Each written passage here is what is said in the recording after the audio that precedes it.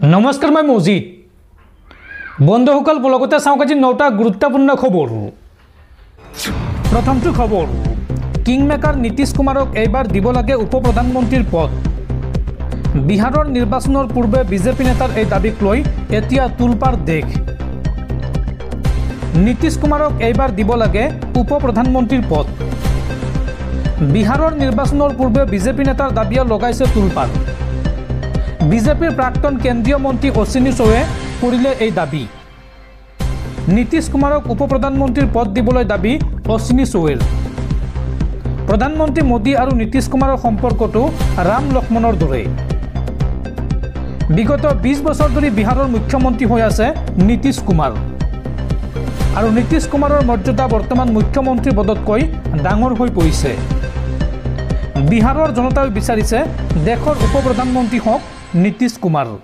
আৰু বিজেপি নেতাগৰাকীৰ এই দাবীক লৈ এতিয়া তুলপাৰ দেশৰ ৰাজনীতি। পৰৱৰ্তী খবৰ, ৰাজ্যত প্ৰচণ্ড ধুমুহা বৰষুণ। ৰাজ্যত হোৱা প্ৰচণ্ড ধুমুহা বৰষুণত বিস্তৰ ক্ষতিসাধন হৈছে। একাধিক লোকৰ মৃত্যু হৈছে এই ধুমুহা বৰষুণৰ ফলত। এই ধুমুহা বৰষুণৰ ফলত অসমৰ ক'ত কেনেকুৱা ধৰণৰ ক্ষতি হৈছে চাওঁ আহক। ৰাজ্যত প্ৰচণ্ড ধুমুহাত একাধিক লোকৰ প্ৰাণহানি। বতাহ ধুমুহাত গছ উভালি প্ৰাণ হেৰুৱালে 2জন লোকে। 5 বছৰীয়া শিশুৰ ওপৰত বাগৰি পৰিল প্ৰকাণ্ড গছ। মানকাছাৰৰ গাৰোডুবিত সংঘটিত হৈছে এই শোকাবহ ঘটনা। আৰু ইফালে চলন্ত বাইকৰ ওপৰত উভালি পৰে বৃহৎ গছ।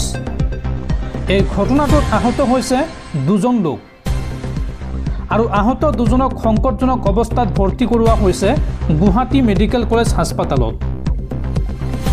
বিশ্বনাথ চাৰিআলিতো সংঘটিত হৈছে আন এক মৰ্মান্তিক ঘটনা।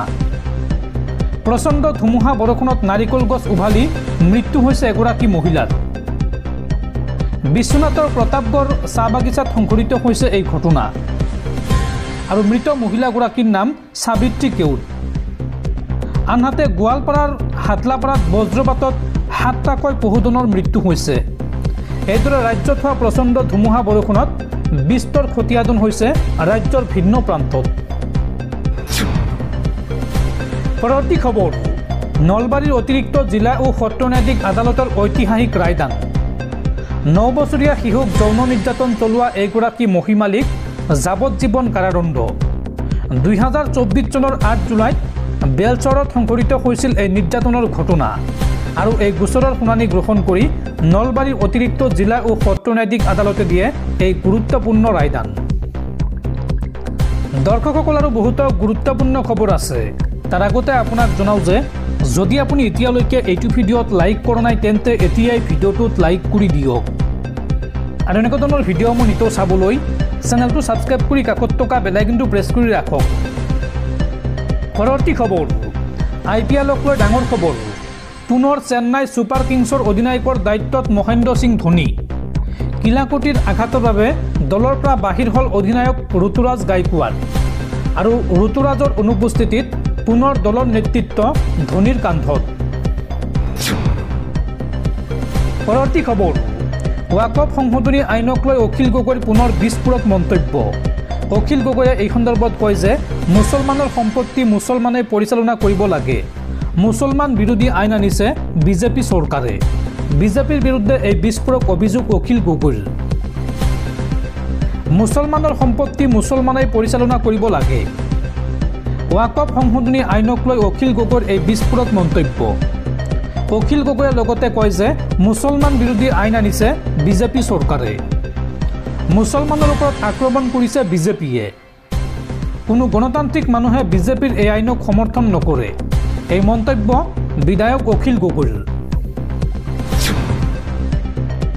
পৰৱৰ্তী খবৰ, ছাগলী চুৰ কৰা আৰক্ষী বেটেলিয়নৰ জোৱান বিজয় কলিতাক নিলম্বন। বাক্সাৰ চৰাইমাৰী 24 নং আয়াৰবিয়ানৰ কামাণ্ডেণ্টে ল'লে তাৎক্ষণিক সিদ্ধান্ত। অমৰাৱতীৰ এগৰাকী মহিলাৰ ঘৰৰ পৰা চুৰি কৰিছিল 3টাকৈ ছাগলী। আৰু ছাগলীৰ গৰাকীয়ে মুছলপুৰ থানাত ৰুজু কৰিছে বিজয় কলিতাৰ বিৰুদ্ধে গোচৰ। আৰু এই সন্দৰ্ভত সংবাদ মাধ্যমত বাতৰি প্ৰচাৰ হোৱাৰ পিছতে তাৎক্ষণিকভাৱে নিলম্বন কৰা হৈছে অসম আৰক্ষীৰ এইগৰাকী জোৱানক। পৰৱৰ্তী খবৰ, ওয়াকফ সংশোধনী আইনক লৈ এইবাৰ গৰজি উঠিছে কংগ্ৰেছ নেতা ৰাহুল গান্ধী। ৰাহুল গান্ধীয়ে এই সন্দৰ্ভত কয় যে মুছলমানৰ ধৰ্মীয় স্বাধীনতা খৰ্ব কৰিছে ওয়াকফ আইনে আৰু মুছলমানৰ পিছত এইবাৰ খ্ৰীষ্টান আৰু শিখসকলৰ ভূমিতো চকু পৰিছে বিজেপিৰ। এই মন্তব্য ৰাহুল গান্ধীৰ। এইবাৰ ওয়াকফ আইনক লৈ গৰজি উঠিল কংগ্ৰেছ নেতা ৰাহুল গান্ধী। ৰাহুল গান্ধীয়ে এই সন্দৰ্ভত কয় যে মুছলমানৰ ধৰ্মীয় স্বাধীনতা খৰ্ব কৰিছে ওয়াকফ আইনে। সংবিধানক আক্ৰমণ কৰি এই আইন আনিছে বিজেপিয়ে। মুছলমানৰ পিছত এইবাৰ খ্ৰীষ্টান আৰু শিখসকলৰ ভূমিতো চকু পৰিছে বিজেপিৰ। দেশৰ সকলো জনতা ইয়াৰ বিৰুদ্ধে সজাগ হোৱা উচিত।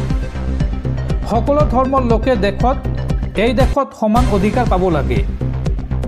বিজেপি নেতাৰ হিন্দুত্ববাদী নেতাকো সমালোচনা কৰে কংগ্ৰেছ নেতা ৰাহুল গান্ধীয়ে। ৰাহুল গান্ধীয়ে এই সন্দৰ্ভত কয় যে এজন দলিত লোকে মন্দিৰলৈ গ'লে তেওঁলোকে মন্দিৰত পানী ছটিয়ায়।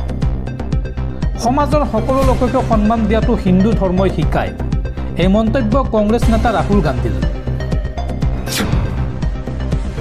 পৰৱৰ্তী খবৰ, 2026 অসমত কংগ্ৰেছৰ চৰকাৰ আহিলে অসমৰ প্ৰতিখন বিহু কমিটিক আমি 3 লাখকৈ টকা দিম। এই ঘোষণা APCCৰ সভাপতি ভূপেন বৰাৰ। পৰৱৰ্তী খবৰ, ৰুষ্ট হৈছে প্ৰকৃতি। তুমুল শিলাবৃষ্টি আৰু বজ্ৰ পৰি মৃত্যু হ'ল 19 জনকৈ লোকৰ। লগতে খেতি পথাৰৰো বিস্তৰ ক্ষতিসাধন হৈছে। এই ভয়ংকৰ ঘটনা সংঘটিত হৈছে চুবুৰীয়া ৰাজ্য বিহাৰত। ভবা হৈছিল নামি অহা বৰষুণজাকে তীব্ৰ গৰমৰ পৰা কিছু সকাহ দিব, কিন্তু হিতে বিপৰীত হ'ল বিহাৰত। বজ্ৰপাত আৰু শিলাবৃষ্টিৰ ফলত সম্পূৰ্ণৰূপে বিধ্বস্ত হৈ পৰিছে বিহাৰ। ৰাজ্যজুৰি ধাৰাবাহিকভাৱে শিলাবৃষ্টি আৰু বজ্ৰপাতৰ ফলত কেইবাজনো লোকৰ প্ৰাণহানি হোৱাৰ লগতে খেতি পথাৰৰো বিস্তৰ ক্ষতি হৈছে। সৰ্বভাৰতীয় সংবাদ মাধ্যমৰ সূত্ৰ অনুসৰি 8 এপ্ৰিলৰ পৰা বিহাৰৰ বতৰ সলনি হৈছে। প্ৰবল বৰষুণ, শিলাবৃষ্টি আৰু বজ্ৰপাতৰ ফলত কেইবাখনো জিলাত যথেষ্ট ক্ষতিসাধন হৈছে আৰু যোৱা 48 ঘণ্টাত ৰাজ্যখনত 19 জন লোকৰ মৃত্যু হৈছে। ইয়াৰে বেগুচৰাইত 5 জন, দৰভঙাত 5 জন, মধুবনীত 3 জন, সমষ্টিপুৰ আৰু চাহৰছাত 2 জনকৈ আৰু গয়া আৰু লক্ষ্মীচৰাইত 1 জনকৈ লোকৰ মৃত্যু হৈছে। স্থানীয় কৃষকসকলে জনোৱা মতে শিলাবৃষ্টিৰ ফলত ৰবি শস্যৰ বিস্তৰ ক্ষতি হৈছে। তদুপৰি চম্পাৰণ, মধুবনী, মুজাফৰনগৰ, দৰভংগা আৰু সীতামঢ়ীত আম আৰু লিচুৰ ক্ষতিসাধন হৈছে। আৰু ইতিমধ্যে এই ঘটনাক লৈ বিহাৰৰ মুখ্যমন্ত্ৰী নীতিশ কুমাৰে দুখ প্ৰকাশ কৰিছে।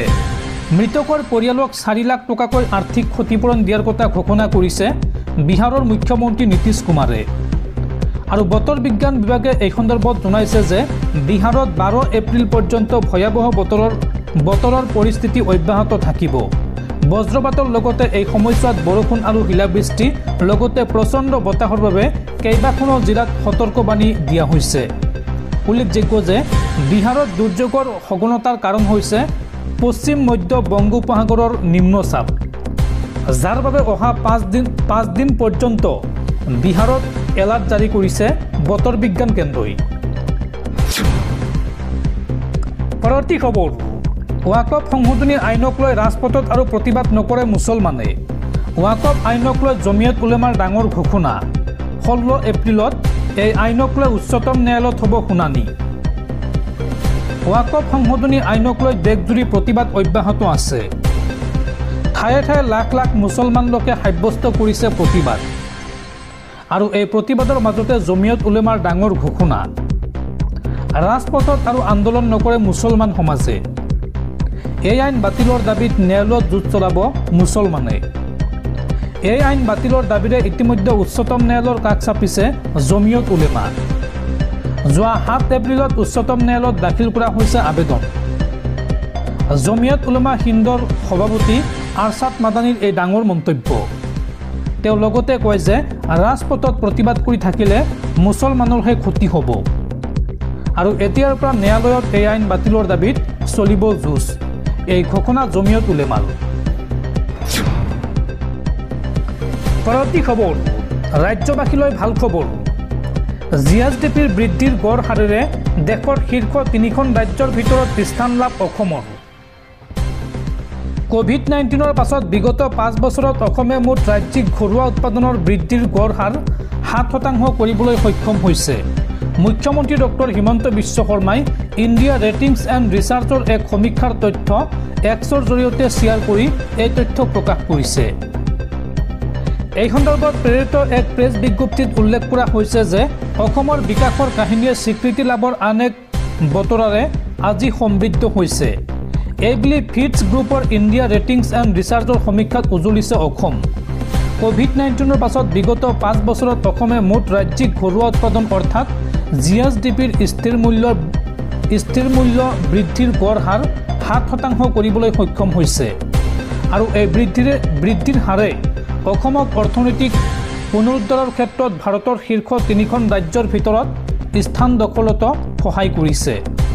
একেৰাহে 5 বছৰৰ ধাৰাবাহিকতা অক্ষুণ্ণ ৰাখি সুস্থিৰ উচ্চ বিকাশৰ গতিত ধাৱমান হোৱা দেশৰ গোটা চেৰেক ৰাজ্যৰ ভিতৰত অসমে সফলতাৰে নিজক প্ৰতিপন্ন কৰিছে।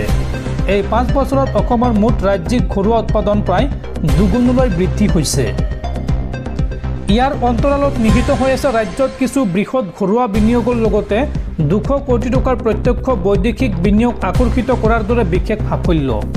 আজিৰ প্ৰেক্ষাপটত অসমে ৰাষ্ট্ৰীয় প্ৰগতিৰ দিশত এক অৱদানকাৰী ৰাজ্য হিচাপে নিজকে প্ৰতিষ্ঠা কৰিবলৈ সম্ভৱপৰ সকলো পদক্ষেপ গ্ৰহণ কৰি আছে।